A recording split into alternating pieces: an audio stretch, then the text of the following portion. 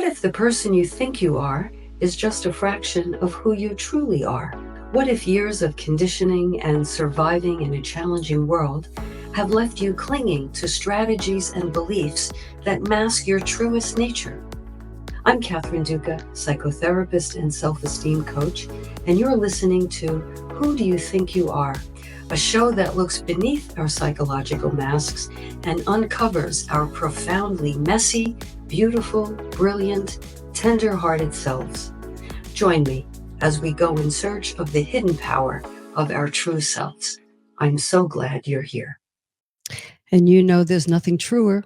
I am absolutely so glad to be with you this evening. Thank you for joining me and spending your Sunday night together. Welcome to Who Do You Think You Are? A podcast devoted to your well-being, your emotional truth, and your right to live a life that honors you. On this show, we talk about how to have the highest regard for yourself, how to live from a place of self-respect and self-love, and how to make yourself a priority in your own life. Join me each week for insights and strategies designed to help you drop your psychological masks, connect with your truest essence, and simply live life with greater ease. Because we know that when we approach life in this way, we naturally and effortlessly have more room, more generosity, and more love for one another. And as I say each and every Sunday night, dear friends and wide receivers, when have we needed love more than this very night, than this very hour, and dare I say, this very moment? Thank you for receiving me tonight. Before we dive into tonight's show and talk about what I think is a very interesting and very nuanced topic, I want to remind you all of something very important. As you know, this show is a space for self-reflection, emotional exploration, occasionally some storytelling, but it is not and can't be a substitute for mental health treatment or psychotherapy. So I want to say to you, if you are in pain tonight, if you are suffering with something, if you just are not yourself and you haven't been able to work that through, please talk to someone. Talk to someone. Don't go it alone. Okay. Going it alone, white knuckling it, isolating yourself, really, there's not much courage in that. Take a step, reach out, let someone help you and support you. If I can be of any help to you, if you'd like help with a resource or a referral, just let me know. Drop me an email at Catherine@CatherineDuca.com. Very simple, Catherine@CatherineDuca.com. Let me know what you need, and I will do my very best to help you. Okay? Do not go it alone. Okay. Having said that, a quick reminder, if you derive benefit from tonight's episode, and in fact, if you've tuned in and found the content here valuable and useful, I invite you to please like, share, and subscribe. I have one word, algorithm. You know how it goes, so please do that. And if you know of someone who could benefit from tonight's content, why don't you let them know that the podcast exists? All the shows are archived here on New Thought Media Network and on my personal YouTube channel as well. That's Catherine Duca Confidence Builder. That's Catherine Duca Confidence Builder. And in a pinch, for exactly 30 days until Meta deletes the broadcast as it does as a matter of routine, you can catch this broadcast on my Facebook page, simply Catherine Duca. So you can find recorded shows anywhere and everywhere. Okay, so no matter what you're doing, if you're I've heard so many interesting things what people are doing when they listen to the podcast. If you are walking the dog, if you are doing the dishes, refinishing or painting some furniture, as someone told me last week, um, thank you again for being here. I invite you to come into this space with me and with everyone listening, this shared space, knowing that you and I and everyone listening tonight and in future days and weeks all want the same thing. I believe fundamentally we all want the same thing. We want to be acknowledged. We want to be truly known without having to perform. I think we all want to be held for the complex, messy, yes, magnificent beings that we are, but not just for our usefulness. Don't you find that to be true? You want to be seen for who you are in whatever state you are in. I know I want that. We want to be loved for our evolving and emerging, not simply for our arrival. And listeners, I think more than anything, we want to feel as though we're not alone, right? As though we're not in an echo chamber. We want to feel as though there's someone holding us up, and others need to know that we are holding them up. So in this shared space tonight, let us come together in that spirit. I don't have to tell you, I don't have to tell any of you, there is so much going on in the world, so much happening that arouses in all of us all kinds of emotions. I don't think any one of us can be awake human beings without being in some level of pain tonight, these days, right? If you're awake, you're hurting. You're hurting for your brothers and sisters. You're hurting for other people whose lives are very difficult right now. I invite you, though, for this hour to allow your thoughts and concerns and your heart to recede to the background just for this hour. When I say your heart, I mean the part of your heart that goes out to humanity. If you can, allow that part of you to just take a bit of a back seat. It's not going to disappear. I don't believe it should. And for this time together, let's turn our attention to what's happening in here, within us all. Because if we are to survive this turbulence, if we're to survive it intact, and not only survive it, but help one another and make a contribution to this planet, then who we are becoming, maybe not in spite of the turbulence, but because of it, who we are becoming is all important. So it is in this spirit, in this atmosphere, that I come to you tonight. So as we get here, I want to say that the title of tonight's episode is The Weight You Didn't Know You Were Carrying. The weight you didn't know you were carrying. And I'm going to just do a very quick recap of the past couple of episodes, very briefly, for those of you who maybe have not listened or listened as yet, and you're coming in tonight. We started a few episodes ago talking about this thing that we humans do, at least in this culture, in Western culture, this thing that we do to ourselves. We're so worried about what other people are going to do to us, how they're going to abandon us or reject us or leave us behind. But we do this thing to ourselves where we leave ourselves behind. we abdicate our own needs. Have you noticed that?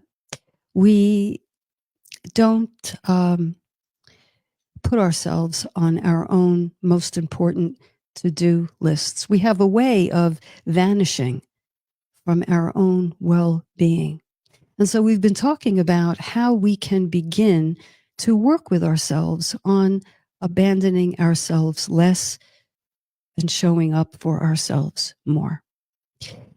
And last week, we talked about the in-between space, that space when you say to yourself, oh, okay, I realize what I've been doing.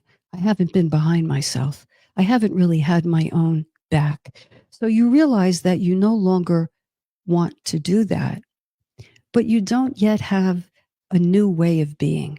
So you're in that in-between stage. And that can be a lot of things. That can be an awkward stage, an emotionally clumsy stage. It can be filled with uncertainty. Uh-oh, what do I do? I usually knee jerk. I usually react this way, but I've been giving this some thought and I want to respond differently. Oh, but I'm not quite sure exactly what that is. I don't yet have solid ground under me. So last week, I talked about the importance and the necessity and actually the gift that we can give ourselves if we afford ourselves grace while we're going through that middle ground. And there's no telling how long that middle ground will last. It's different for each of us. But however long it does last, grace doesn't speed things up and it doesn't eliminate the awkwardness. What it does is it kind of holds us while we're in that space.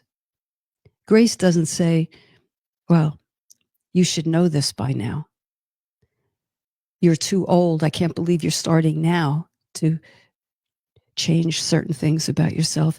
Grace says, welcome, come on in. The water's warm. Grace says, it's okay that you feel a little clumsy and unsteady. It's okay. Breathe through this. Be present to yourself. That's what grace says. So I call that period the grace period. And it's so very important. Now, tonight, I want to take things one step beyond that. And I want to talk about another aspect of healing that I think isn't talked about very much at all. And I think the reason for that is because this particular aspect of healing or growth or stretching ourselves is so quiet and subtle and in the background that I don't know that it's labeled by many people. And so I want to label it tonight. So in that grace period, if you can hold yourself present, something very interesting comes up as well. And as I've been reflecting on your healing and my own, I very much have noticed this occurrence. And I'm going to tell you what it is. You may be surprised, or maybe you won't be surprised, but I'm talking about grief. That's right, grief. And so in that mid-range, underneath the awkwardness and underneath the clumsiness is a feeling of, grief, almost a mourning. Now, I'll say mourning in maybe lowercase because it's not usually a very heightened thing. It's not really dramatic, and it doesn't come with sobbing necessarily. But it's a very low level kind of of grief.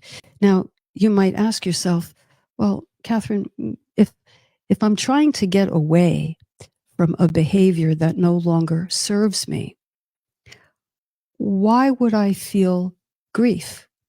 Wouldn't I feel glad to take a step in the right direction, a step toward my wholeness or my authenticity?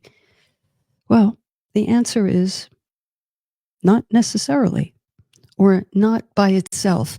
You see, the grief that we feel, we tend to think that if we're going to move toward wholeness and authenticity, that's kind of a light thing, and that's filled with hope and optimism. I'm doing something good for myself. I'm doing something in my own best interest. And yes, that is true. But in the doing of that, you are beginning to let go of a part of you that has been your identity your whole life, a part of you that you are accustomed to, a part of yourself that you are familiar with. And so is everyone around you, by the way. So when you or I begin to make a change, when we begin to conduct a little mini experiment, and maybe we let someone know that we didn't appreciate something they said, or we're having a reaction, or we feel some kind of way, maybe disappointed. And we go to say those words where in the past we would just have smiled or stayed silent or brushed it off or changed the subject or lightened it up, whatever you please. But in this moment, you take the risk of saying, you know what, I feel disappointed hearing that. And then you just let that stay and you remain present to yourself. In that moment, you are going to inevitably come in touch with the contrast of doing that. And it's going to be much deeper than, oh, I could have had a V8. You know that feeling you hit yourself on the forehead? I could have done it differently. I mean, it is that, but it's much more profound than that, because it begins to dawn on us that, wow, I've lived my whole life perhaps never standing up for myself. There were so many instances when I didn't advocate for myself. I didn't know I could. I didn't know I should. And I certainly didn't know how. So the grief that we feel in beginning to release a part of our identity comes with what could be an ouch, or it could be a sadness. And this is not in any way a reflection that you're doing anything wrong or you're doing it poorly. Quite the contrary. I would say you're right on target. You're right on schedule. And then what also becomes clearer in that moment are the specific ways in which you haven't had your own back. So you might come in touch with the role you've played. So in saying to someone out loud, oh, gee, I have to say, I feel disappointed hearing you say that. In that moment, it can very clearly register, I've never said anything like that before. I've never dared say that. I've played the role of, the one who gets along, the easy one, the one that doesn't make waves, the one that doesn't ask for anything, the one that, just doesn't need anything.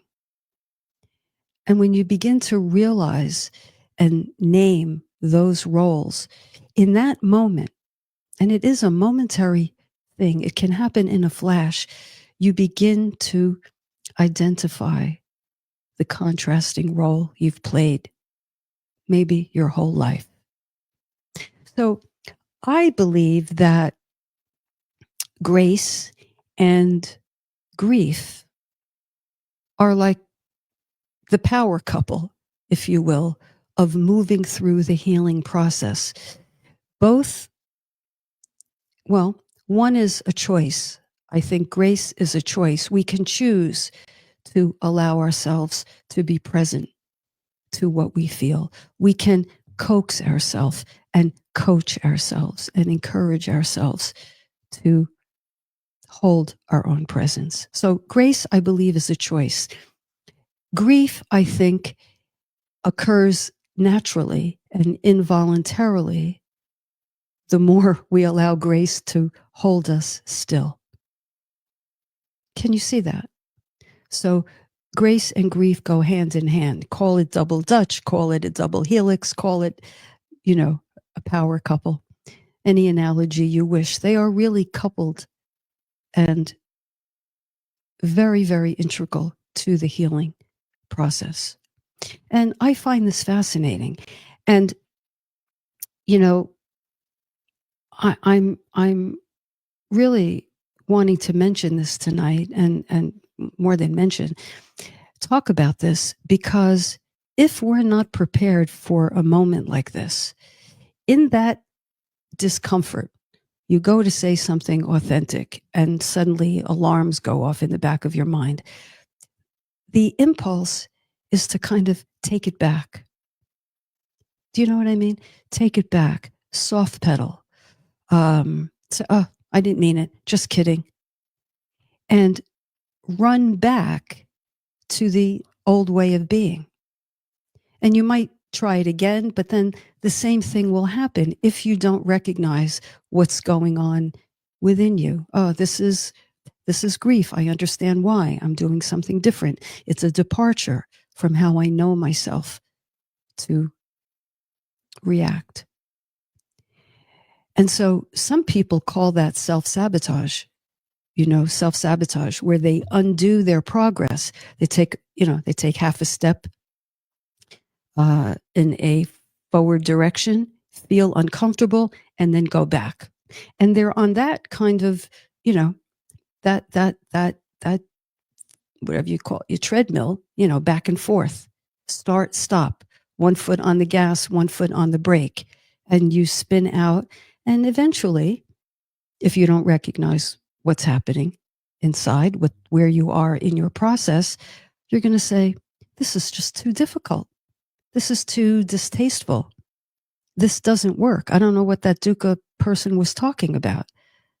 This doesn't work for me. And then another year goes by or longer, and you say, why am I so stuck? Why am I so stuck? I'm reading all the things. I'm reading the books. I'm attending the webinars. I'm taking the courses. It's because this very, very quiet, hidden aspect of healing, if you don't know it's happening, you won't know how to meet it. And so tonight, I hope to be offering some ways on how to do just that. So I think I'm going to pause here. And I see we have some people in the chat. I love to see people in the chat. Thank you. Put my glasses on and see. I'm going to go in order. Michelle, hi there. Good to see you. That's exactly what I feel as I go through change. The unfamiliar that I have felt or feel was grief. I also feel the fear of the unknown. Yes, and you go on to say, the grief is ambiguous. It's different from a tangible loss. That is so important, Michelle. That's so important. And that's one of the reasons why it isn't easily identified or labeled, and therefore it isn't often spoken about. We are in that place of uncertainty. You see, no one knows the old drill as well as we do. It's second nature. It's that old slipper.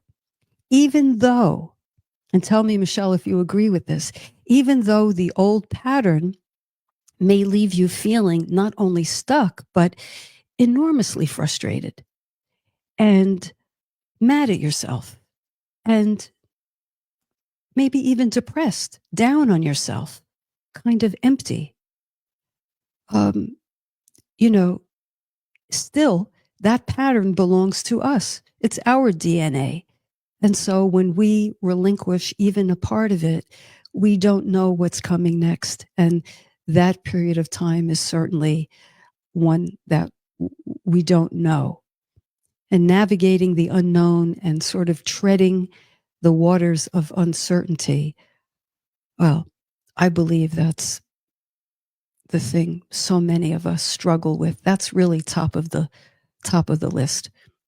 Clients tell me all the time, oh, I don't do uncertainty. I'd rather have a bad choice than not know what my next choice is. So, Michelle, absolutely right. The grief is ambiguous. It's amorphous. It's different from a tangible loss. So, thank you very much for that. An excellent point. Thank you. Janine, welcome. Good to see you. That was a great example you gave when you said, I feel disappointed to hear that. I can think of situations where that would have been the perfect response. So truthful, yet non-confrontational. Yeah, well, I think perhaps because that's an I statement, right? And we've talked about this so many times. When we speak in the I rather than the you, there's no better way to make someone you're having a dialogue with more defensive and bristle and not take in what you're saying than starting off with, you know what you do? You, you, you. You, you, you. I have to say, I'm guilty of that myself sometimes. So it requires a lot of vigilance and a lot of practice. But with grace, you can note when it gets past you and redirect yourself. Yeah, I felt disappointed to hear that. Or maybe even something a little more difficult. Um, I didn't appreciate when you said this or you did that or you didn't do that. I I I didn't appreciate that. Now maybe you can follow that up with, can you let me know what made you do or not do? Can you help me understand?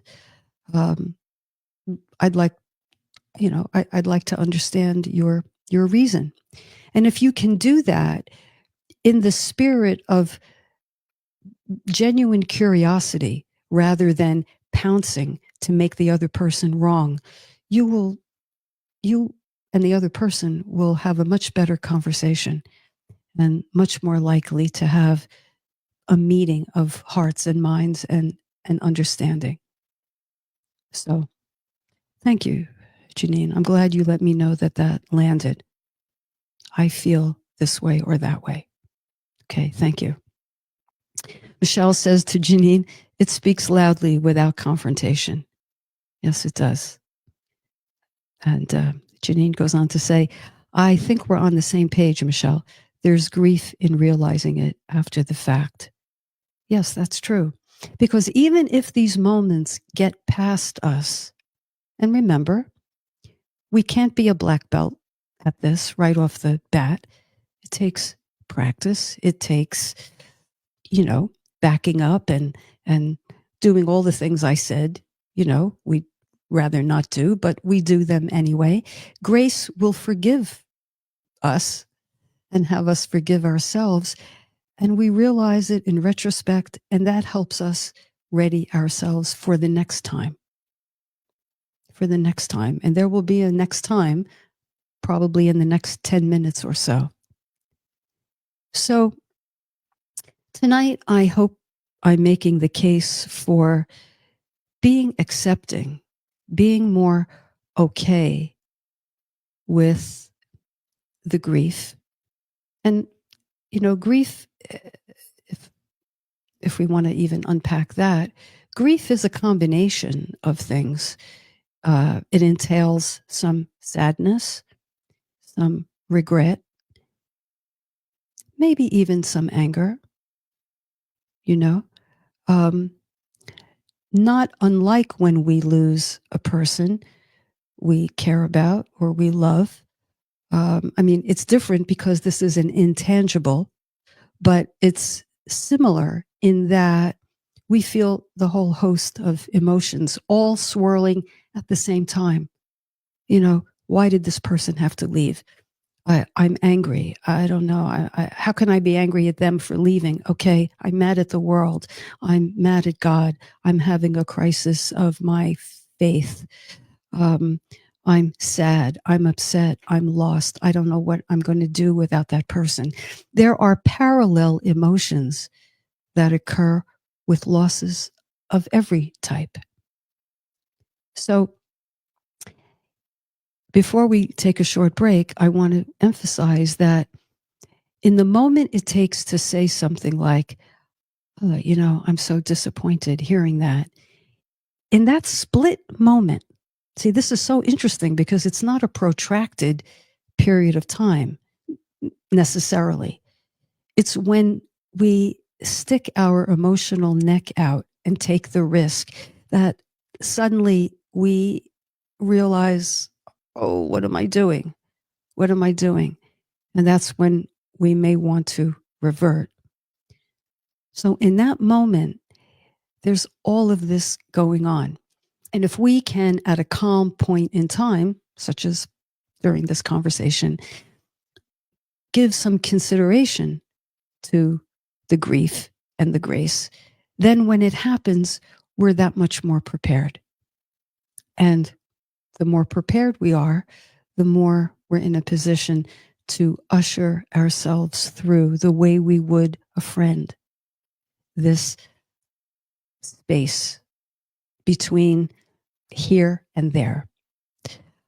In my newsletter this morning, by the same name, The Weight You're Carrying That You May Not Be Aware of, I talked about the metaphor that came to my mind. I thought about a bridge, in particular, a suspension bridge, right?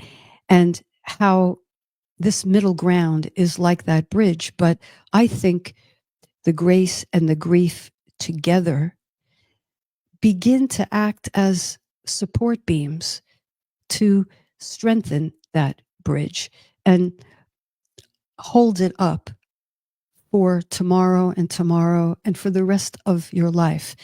So if we can get this down, if we can allow ourselves to have the room to be and feel and express our authentic selves and not just automatically go by what our mask dictates, we will have something forever, something that nobody gave us, and hence no one can take it away.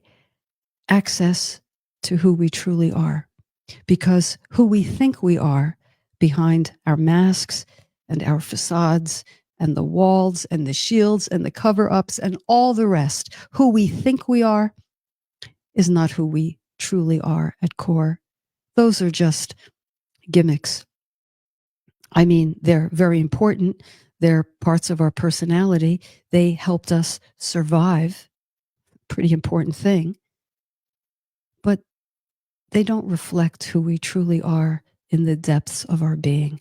They don't reflect who we are when we're most connected to source, when we're most connected to divine energy, when we realize divine energy runs through us. And in fact, we are a manifestation of divine energy in this body called Catherine, in this body called Michelle or Janine, and anyone else listening. This is just the suit. And we walk around, think about it, we walk around mask to mask, defense to defense, wall to wall. It's amazing anything gets done, isn't it? And then we want to have an intimate relationship with someone, all the while we have our mask on. How is that possible? Because we can only be intimate with another person to the degree that we are intimate with ourselves. And when I say intimate with ourselves, I mean aware of ourselves, curious about ourselves, accepting of who we are. That doesn't mean, see, it can sound like a contradiction, being self-accepting and doing this work.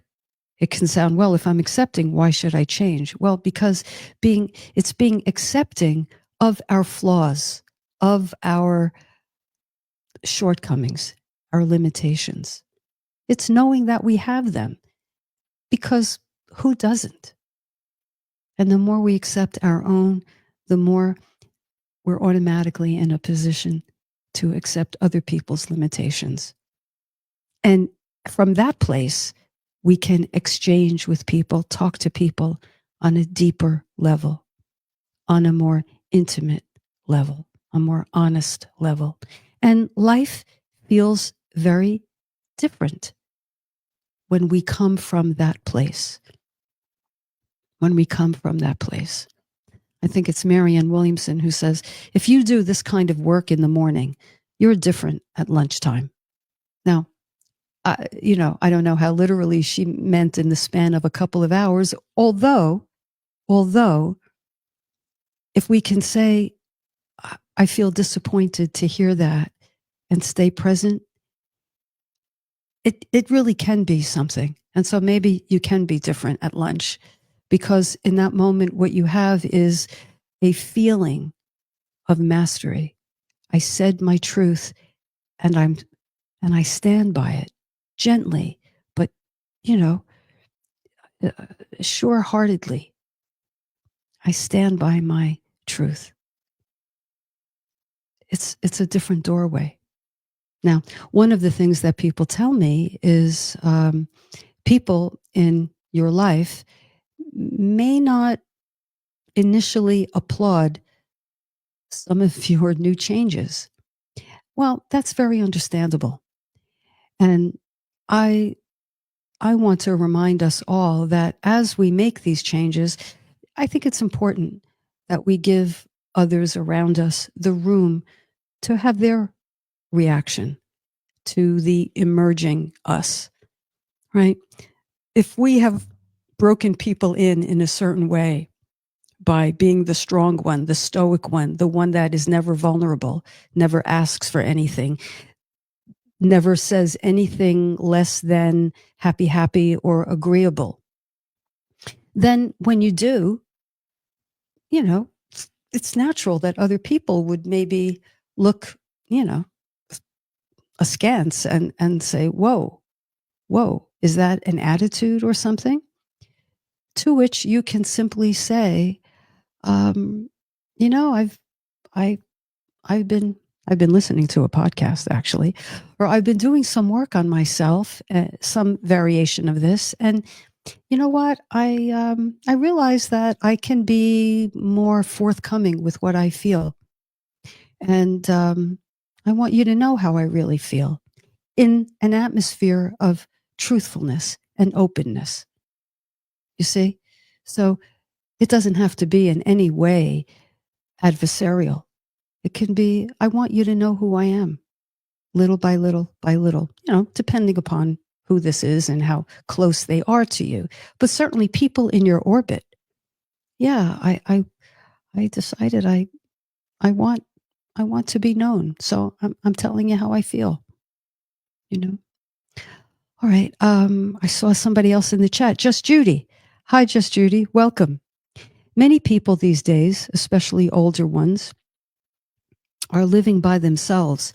There's no one to say, I didn't appreciate your saying that to the interactions. So the interactions you're talking about are very limited. Although I do appreciate the point. Let me read that again. Many people these days, especially older ones, are living by themselves. There's no one to say, I didn't appreciate your saying that. So the interactions you're talking about are very limited. Well, I appreciate your point, Judy. Yeah. Now, depending upon who this is, I mean, in general, one still probably interacts with the world. And so this isn't only reserved for people in our intimate orbit. Can be a family member, of course. It can be a friend.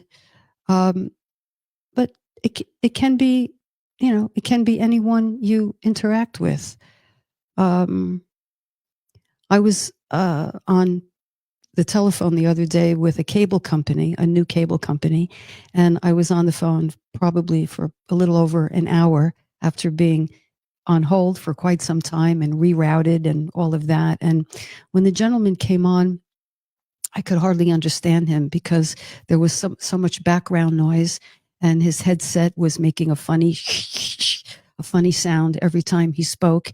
And I was trying to contain my frustration, but it was, rising. And I said, I mean, I didn't say I'm disappointed in you. I wasn't, but I was getting frustrated, and I had to ask him to slow down and to see if he could do something with his headset. And, I asked him to be patient with me because my experience was quite unpleasant being on the other end of the line.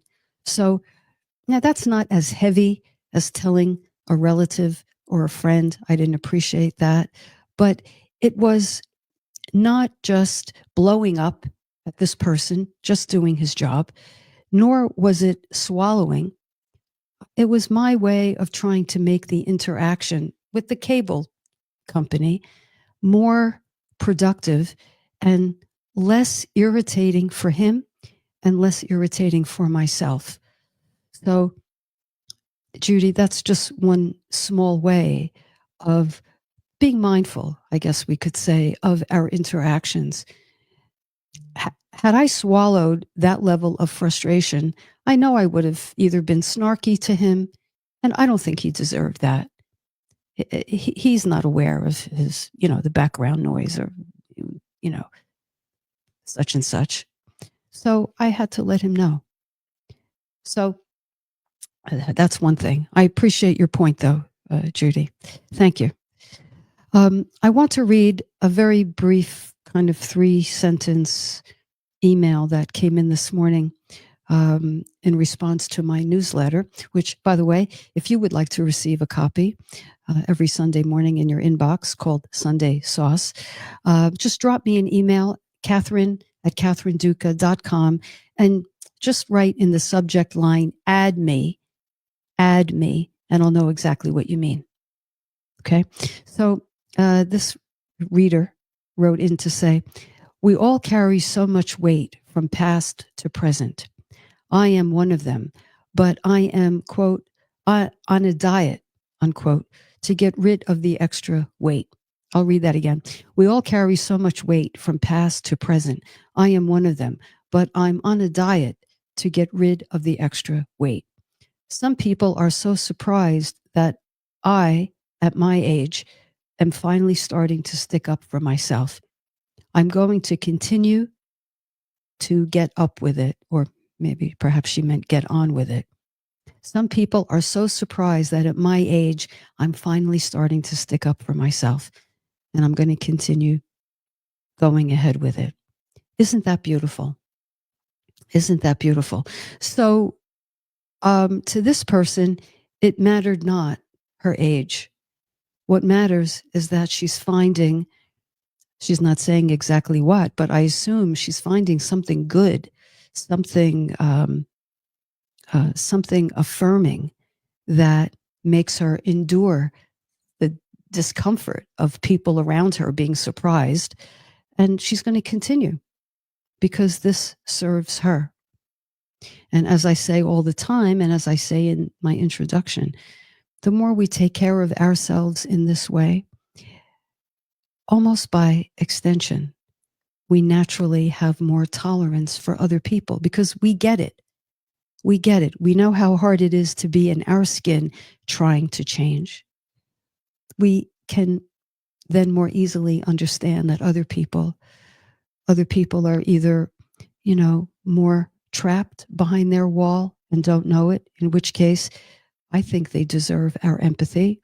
Or maybe they're in a process where they are trying to change, but they're walking across their suspension bridge and it's wobbly and they feel wobbly. So What am I saying? I'm saying in the end and ultimately, we're really in the same broad emotional boat, I think. We're all connected in this type of way that if we remove this outfit called Catherine Duca or Janine or Judy or Michelle or whomever, and we just consider being consciousness and presence and vibration, then we understand that, cliche as it sounds, we truly have more in common than separates us. And if we can remember that, we're nicer. I think life is nicer. People tend to be nicer to us. And it's not all, hallmarky, but I think these are real ways that we can work with ourselves and have our own backs. Another question that came in from Maya: Dear Catherine, what does it mean to have your own back? I thought I knew, but now I'm not so sure. Well, I would say, Maya, if you're listening, I would say having our own back is an extension of what I was talking to Janine about when I said, I feel disappointed hearing that. It's statements like, I wrote a couple of them down, like, that was hard for me. I did what I did, or I showed up, or I, I did something, and I'm just letting you know that was hard for me. I may not have looked it, but I'm just sharing that inside, I, it was difficult, and I'm just letting you know. So to say something like that was hard, or I didn't appreciate that, or one step further is, I didn't deserve that. I don't think I deserved that. I don't think I deserved. It's you seem to have spoken to me in a very sarcastic way. I don't think I deserve that. Can you hear that from me? Can you say it in another way? Because the way I heard it made me bristle. It's saying no. I mean, we've been over this one without a big, lengthy explanation or a humongous apology. It's saying no. And if you would like help with no statements, you can go to my website and you will find a list of polite but yet direct ways of saying no. It's called 50 Shades of No, actually. It's okay to rest. Yes, I have this to do and that to do, but you know what? I'm going to rest because taking care of myself, A, is something I deserve. B, it'll probably make me feel more productive after I rest because I'm taking care of my own depletion. If I have my back, I'm not going to habitually let myself get drained and come back the next day and do it all over again. Because I recognize that over time, that hurts me. So that's another. So having our own back isn't just with regarding interactions. It's also with how we speak to ourselves. If we speak to ourselves the way we would speak to a good friend or a precious child, then, we're on a better path with ourselves. Okay. Just Judy has one more comment. I'll take this. And then I think we have to start wrapping up for the night. Judy says, you're right. I definitely interact with the world, including close friends. I do need to express myself more authentically with old friends. Well, there you go. There you go. As do we all, I think. As do we all. So as we get ready to close, dear listeners, wide receivers, friends, I invite you to think about where in your life Are you carrying the weight of an old role that you've played? Where have you normalized not asking for anything? Where have you normalized swallowing your true feelings, sweeping them under the rug, covering them up, displacing them onto other people, gossiping, telling everybody else but the person who needs to hear your feelings how you feel? When and where in your life have you done that? And where might you be doing it still? Because if you can identify that, you have a doorway that you can pass through. So I invite you to take this into your week. I will do the same, and I will think of all of you. I want to let you know that I will not be here next week live. So there will be a rebroadcast of a previous episode, but I will be back the following week, which is Thanksgiving Sunday. And I really look forward to being with you then. We are going to talk about gratitude. How could we not? But I'm going to talk about it in a slightly different way. I'm going to talk about gratitude to yourself, for showing up, for coming along, for walking across this bridge, for extending yourself, for being true to who you are. So, coming attraction, that's what we'll be talking about the weekend of Thanksgiving. Until then, thank you as always for hearing me and receiving me. It is such a pleasure spending this time with you.